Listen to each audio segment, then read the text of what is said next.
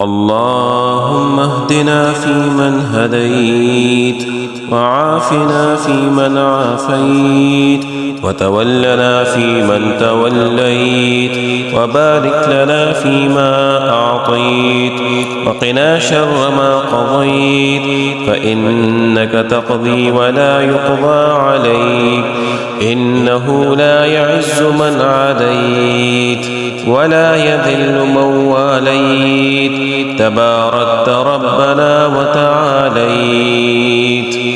اللهم اغفر للمؤمنين والمؤمنات والمسلمين والمسلمات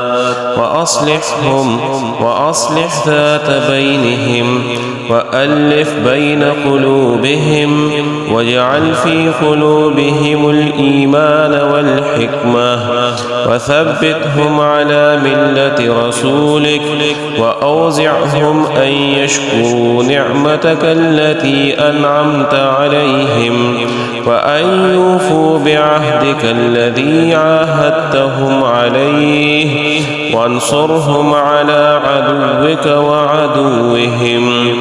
إله الحق سبحانك لا إله غيرك. اللهم انصر عساكر المسلمين، والعن الكفرة والمشركين الذين يكذبون رسلك ويقاتلون أولياءك. اللهم خالف بين كلمتهم، وفرق جمعهم، وشتت شملهم، وزلزل أقدامهم، وألق في قلوبهم الرعب، وخذهم أخذ عزيز مقتدر، وأنزل بهم بأسك الذي لا ترده عن القوم المجرمين.